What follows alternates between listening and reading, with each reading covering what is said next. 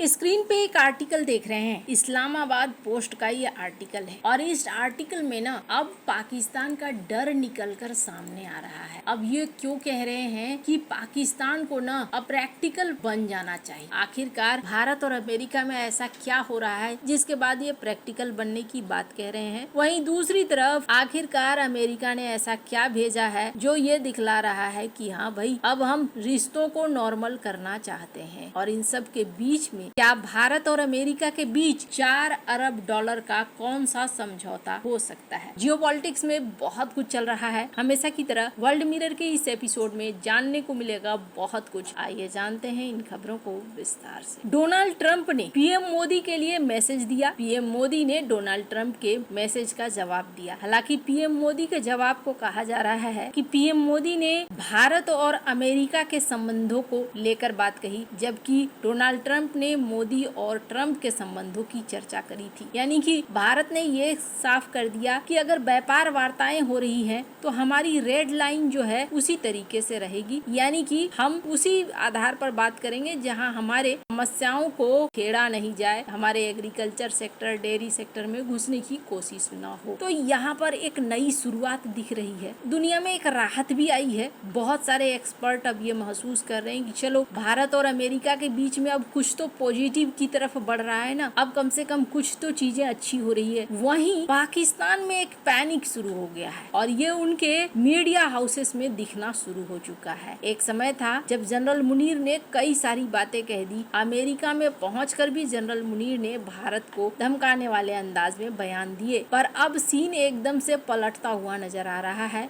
और ये उनके मीडिया में डर दिख भी रहा है। इनके थिंक टैंक क्या कह रहे हैं? इनके थिंक टैंक कह रहे हैं कि इस्लामाबाद को सच्चाई को स्वीकार कर लेना चाहिए। पीएम मोदी और डोनाल्ड ट्रंप के बीच में अब प्यार भरी बातें हो रही है और हो सकता है कि डोनाल्ड ट्रंप और पीएम मोदी दोनों आपस में मिले और पाकिस्तान को अपनी नीति को, अपनी विदेश नीति को रणनीतिक और व्यवहारिक रूप में आना होगा, यानी कि प्रैक्टिकल रूप में आना होगा। कैसे प्रैक्टिकल रूप में? इस आर्टिकल में हालांकि बहुत ही ज्यादा उलझन लिखी हुई है। इनका कहना है कि हमें सबसे पहले तो चाइना के साथ अपनी साझेदारी को गहरा करना होगा। पाकिस्तान और चाइना के बीच में सीपेक को लेकर मजबूत साझेदारी है, इसे हमें मजबूत बनाकर रखना होगा। और दूसरी तरफ हमें अमेरिका के साथ भी लाभ उठाना होगा और लाभ उठाते हुए काम करना होगा। यानी ये पुराने ढर्रे पे आ रहे हैं, इनको अब धीरे धीरे समझ में आ रहा है कि दोनों देशों के बीच में समस्याओं का समाधान होना शुरू हो चुका है और बेगानी शादी में अब्दुल्ला दीवाना जैसा होता है वो वाला सीन हमारा हो रहा है। अब धीरे धीरे ये नॉर्मल रिश्तों की तरफ बढ़ रहे हैं। अब इसी बीच जो भारत के उद्योग मंत्री हैं उन्होंने भी एक संकेत दे दिया है और उन्होंने संकेत देते हुए कहा है कि बहुत ज्यादा संभव है कि नवंबर तक अमेरिका और भारत के बीच में एक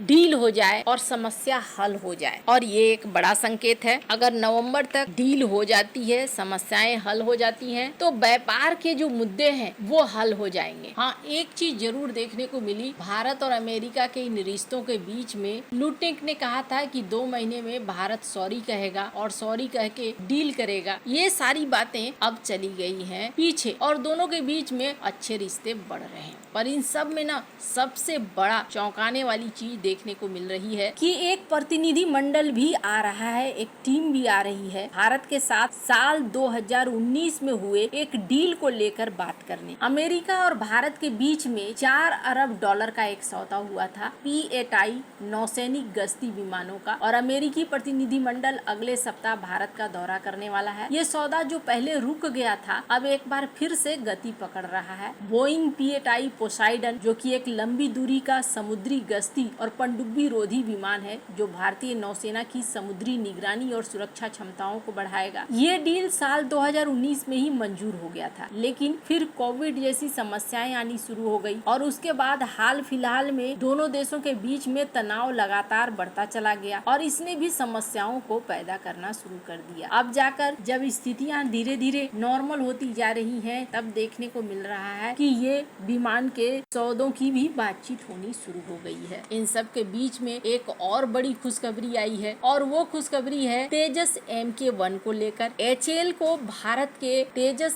कार्यक्रम के लिए अमेरिका से तीसरा GE404 इंजन मिल गया है। रक्षा अधिकारियों ने ये भी पुष्टि कर दी है कि चौथा इंजन इस महीने के अंत तक भारत पहुंचने की उम्मीद है। अब माना जा रहा है कि पाकिस्तान और चीन जो ये मानकर बैठ गए थे कि अब भारत के लिए मुश्किलें होंगी और अब भारत को फाइटर जेट ही नहीं मिलेंगे, पर ऑपरेशन सिंदूर के बाद भारत जिसे तेजी से नए फाइटर जेट्स की जरूरत थी, इसके बाद अब सरकार मिशन मोड में आ गई है। कुछ रक्षा समझौतों पर मुहर लगी है तो कहीं अमेरिका से इंजन के लिए बातचीत के अंतिम सिरे तक पहुंचाया गया। HAL को इस वित्त वर्ष की समाप्ति से पहले 12 GE404 इंजन मिलने की उम्मीद है। भारतीय वायुसेना ने पहले ही 83 तेजस MK-1A विमानों के ऑर्डर दिए हैं, जबकि 97 अतिरिक्त लड़ाकू विमानों की खरीद का प्रस्ताव भी दिया गया है। साल 2021 में भारत ने 99 F404 इंजन के लिए डील किया था। $716 मिलियन का यह सौदा था, लेकिन बाद में डिलीवरी में देरी हुई, पर अब जाकर मार्च 2025 तक के लिए ये निर्धारित की गई थी। भारत तेजस विमानों पर एक बड़ा दांव खेल रहा है और HAL ने भी ये आश्वासन दिया है कि कुछ बाधाएं हैं, लेकिन इन बाधाओं को समाप्त करते हुए भारत के पास अब तेजस विमान बनने शुरू हो जाएंगे। ऐसे आपको लगेगा कि अचानक से ये सारी चीजें कैसे ठीक होती जा रही हैं, अमेरिका और भारत में नजदीकियां कैसे बढ़ रही हैं, तो इसका एक बड़ा एग्जाम्पल देखिए। दरअसल चाइना की तरफ से अब धीरे धीरे हड़काना शुरू कर दिया गया है अमेरिका को। चाइना के विदेश मंत्री ने मार्को रूबियो को फोन किया और मार्को रूबियो को फोन करके ये कहा कि ताइवान मुद्दे पर आप जो कुछ भी बोल रहे हैं इसको सोच समझ के बोलिए, हम इन चीजों को बर्दाश्त नहीं करेंगे। अब जरा आप सोचिए, चाइना धीरे धीरे अब एकदम से आक्रामक रुख में आता जा रहा है। दूसरा, सिर्फ विदेश मंत्री ही नहीं बल्कि यहाँ पर इनके जो डिफेंस के मिनिस्टर हैं उनकी तरफ से भी ये कहा जा रहा है कि एक वार्निंग सी दी गई है कि ताइवान मामले में आप इंटरफेयर करने की कोशिश न करें। अगर आप इंटरफेयर करने की कोशिश करते हैं तो ये आपको भारी पड़ेगा। तो यहाँ पर विदेश मंत्री की तरफ से भी कह दिया गया और यहाँ पर इनके डिफेंस मिनिस्टर के तरफ से भी कहा गया, वीडियो कॉल करके इस बात को कहा गया है। तो आप इससे अंदाजा लगा सकते हैं कि अमेरिका अब उस प्रेशर को फील करना शुरू कर चुका है जो चाइना उसे देना चाहता था, और अमेरिका इस बात को समझ चुका है कि हिंद महासागर क्षेत्र में भारत के बगैर काम नहीं चलेगा। वैसे आने वाले दिनों में कई घटनाक्रम देखने को मिल सकते हैं। बड़ी जल्दी बदलाव होता है अमेरिका में। आपको क्या लगता है, क्या दोनों देशों के रिश्ते अब एकदम से नॉर्मल हो जाएंगे या भारत को सावधानी से चलना होगा? कमेंट कर अपनी राय जरूर बताएं। जल्द मिलते हैं अगले वीडियो में नई खबर के साथ।